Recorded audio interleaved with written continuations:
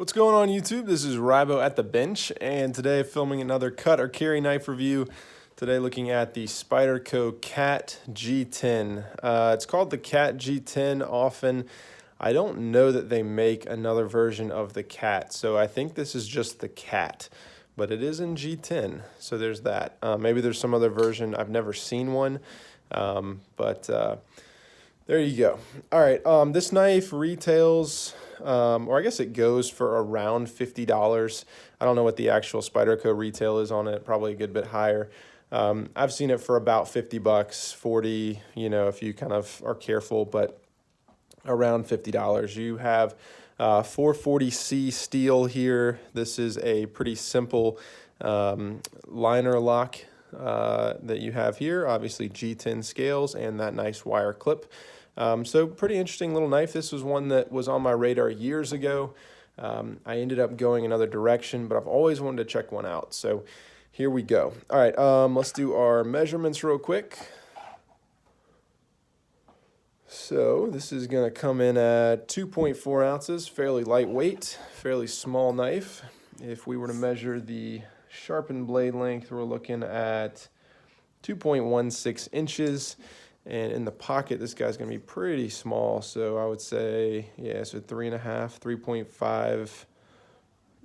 3.55, 3.54, something like that. And then thickness is, as I fumble around, 0.41. So decent bit under half an inch, which is nice.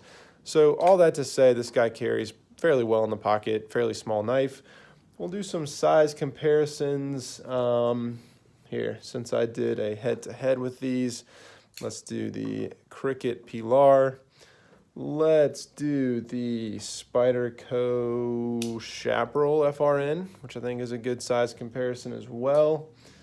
What else? Let's do the Benchmade Mini Griptilian. So there you go. So you can see it's a fairly small knife. I think the Dragonfly would have been a good one to do a size comparison with, but I left that today, so this will just have to do. And there's your roadie, just to get an idea. So fairly small knife, but substantial in terms of how much blade you're getting, which is a good thing. So let's talk about the things that I like about the Spyderco Cat. I will say at the beginning of this review, I would summarize this knife as being kind of, if you were to strip Spyderco down all the way to just the most basic necessities in a Spyderco, this is probably it. There's really nothing fancy about this knife at all. It's not a very cool Spyderco. It's not really collectible. You don't really see people talking about this one, but it's very simple and it just works. And so it's a very basic knife, but for $50, you can't really go wrong for a Spyderco. So what I really like about it, overall, is just the fact that it's very practical. It's very functional. It's a functional blade. It's easy to open. I think the opening, the ergonomics are very nice. Very easy to get in there and open that. Ergonomically, it's super nice. You have that finger choil up front. You have kind of the cutaway. I've mentioned this in the head-to-head. I'm not a huge fan of the liner lock here. I think it's a little bit much to where it kind of inhibits your fingers gripping right there. The pocket clip also gives you a little bit of a hot spot. Not too bad, but you definitely notice it on the small knife. It kind of digs into me right there.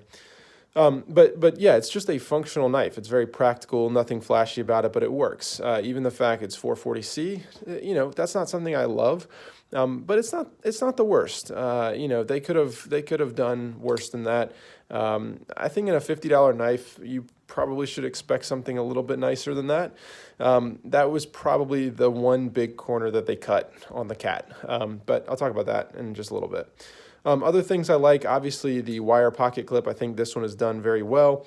This one does remind me a lot of the Chaparral. You can see, with the kind of the shape of the handle, overall kind of design there. I think it's very similar, which means, it's not a complete deep carry, but on something like this, I don't really expect that. But it does hide away in the pocket fairly well.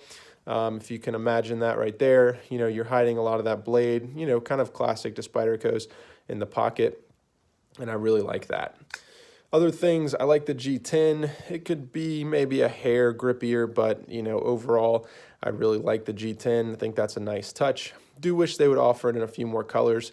Like I said, this is just super, super basic Spyderco, not really a ton of extras offered. So there's that. Other things that I like, it's easy to disengage, easy to open, no issues there. I think the action is pretty good. I mentioned the Spidey hole, I think, is exceptionally well done on this knife, especially combined with that kind of contouring right there. Really lets you get your finger in and push away, which is really nice. And then overall size. I mean, again, I wish I'd brought the Dragonfly with me today, but I think overall size is very nice. It's something that is very practical, very functional. You're getting a very, very nice blade there in terms of the actual sharpened blade length. And you're not really paying for that in the pocket. So it's a fairly efficient knife. And then finally, the things that I like, I would say price. I mean, look, this is, I don't know, you could debate this. $50 for something that's 440C, not great, but you're getting an excellent pocket clip G10, you're getting Spyderco's brand name, you're getting Ergonomics, you're getting a very, very lightweight knife. I'd pay $50 for that. You can definitely beat it. There are knives that absolutely beat this knife in terms of value. However, for a Spyderco, for the name, I get it. I think it's a little bit overpriced. I don't love the price. However, if you have $50 and are looking to get into Spyderco, maybe the Dragonfly 2 is a better option. Save up a little bit more and get that. But I like having something budget like this that kind of gets you into it. It's not one of the Chinese-made Spydercos, so you're actually getting a real, quote-unquote, real Spyderco. And so I think that's absolutely fine for something that's made in Taiwan. All right, things that I don't like. So I mentioned before, obviously the steel choice isn't fantastic. I don't hate it, but it's not fantastic. I am not overall a fan of Spyderco's liner locks. They feel a little bit cheap to me. They feel a little bit flimsy. I think I'm so used to other locking systems from Spyderco that I just don't really love the liner lock. There's nothing wrong with it at all. I think it works just fine. It feels a little bit cheap to me. Just something about the action and the lockup I'm just not a huge fan of. Again, no practical issues really, but just not a huge fan of that. Apart from that, I will say, generally speaking, the quality control or the build quality of this knife is not what I've come to expect from Spyderco. And it's hard to see this on video, but like one of the things I did when I got this, because I did buy this from someone else, I didn't buy this new, was I totally disassembled and cleaned it like I do with a lot of knives, especially ones that I buy used.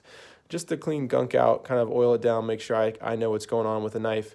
And it was, at first, I thought it was going to be very easy on this knife, but it turned to be more difficult than I imagined, and that was because of these screws here. Let me see if I can locate the one that I'm talking about. Yeah, so it has this issue on 2 of the 3 sets. So if you can see this screw over here, this sits proud to the surface. The issue really with these knives is that you have 2 free spinning screws here. So as I'm unscrewing this side, it's spinning this spacer right here, and it's spinning this right here. And so as I'm unscrewing, it just gets caught in this cycle where it's just spinning and spinning and spinning. And if I don't have another Torx bit to lock this side while spinning this, I can't get it off. And I don't have 2 Torx heads the same size. I probably should, but I shouldn't need to, actually. And so that was really, really frustrating. And I had a little bit of issue with, I think, 2 of these. Let's see, this one over here. I don't know if you can see that one, just sitting proud, even seating them all the way in. They didn't seem to sit flush, which wasn't great. This one seems to be sitting a little bit lower. Just all in all, it's one of those little things, but if you do want a knife that you're going to maintain over the years, it does make it a little bit difficult to maintain. And so that was super frustrating. Again, I get it. It's kind of a cheaper Spyderco liner lock, whatever.